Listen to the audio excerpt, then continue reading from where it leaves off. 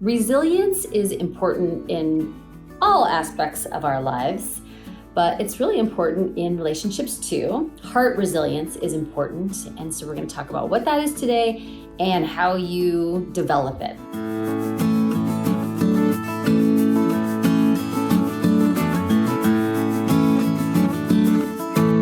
I'm Stacy Rocklein, and I'm on a mission to eradicate loneliness.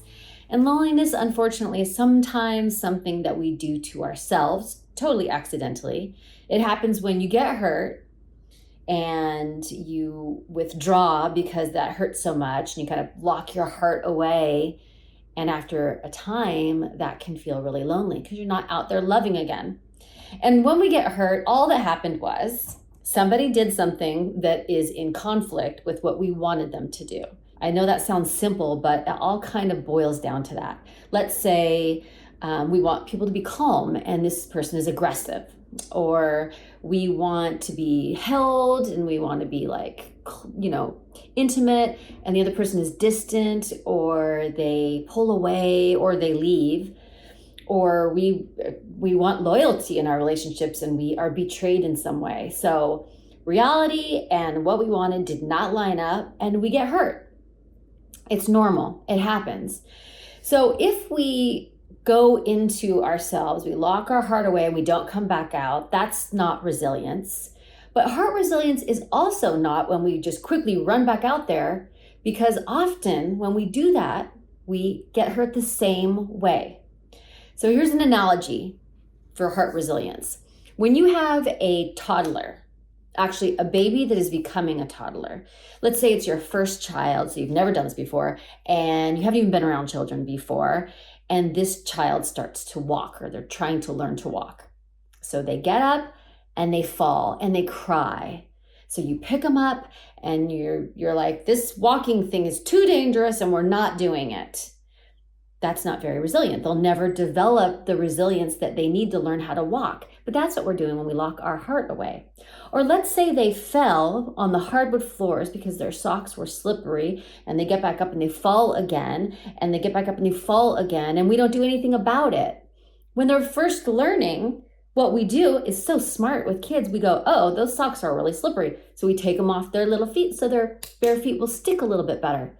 And we do that in all kinds of ways. Like we notice that they keep running into this table, and so we remove the table or put it in a different place.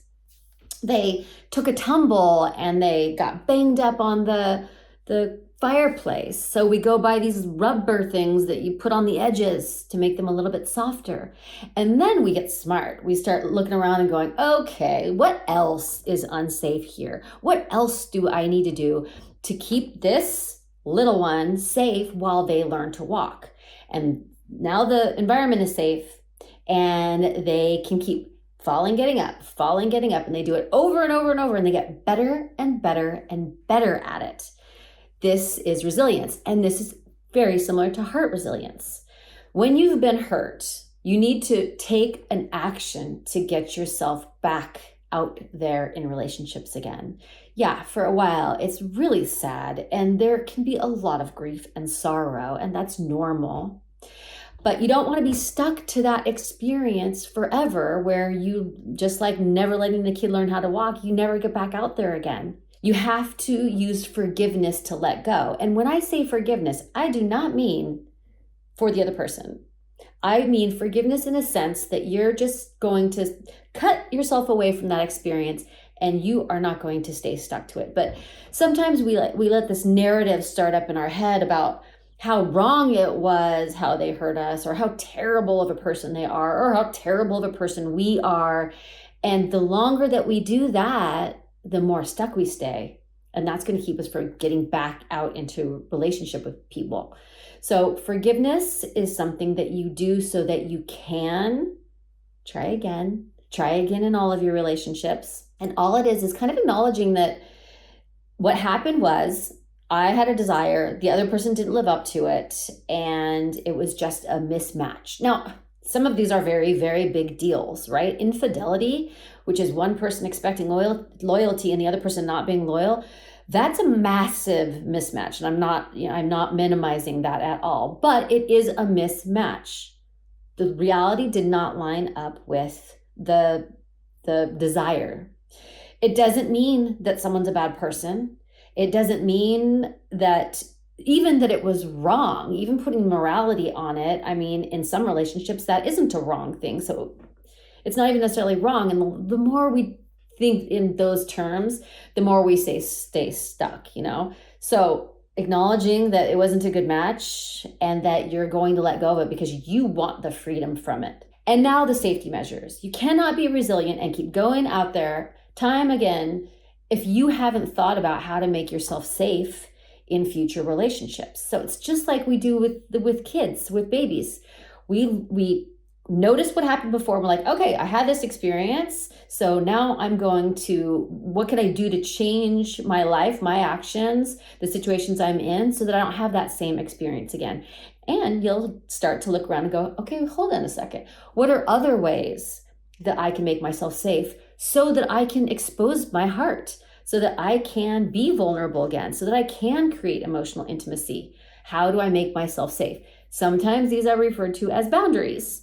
And we're really getting at what heart resilience is. Heart resilience is when you can keep getting back up and getting back out there as quickly as possible, back into your relationships, but doing it in a way that makes you safe so that you can keep creating more and more safety, right? If every single time you get hurt, you take something from it, you learn from it. And I don't mean like somebody cheating on you didn't need to learn that. It's more, what was the setup in that situation that I can change so I don't ever have to experience that again. It's not like things happen for a reason. It's just that there's always something for us to see and observe so we can make an adjustment because we don't want to get hurt again. I don't want you to get hurt again the same way.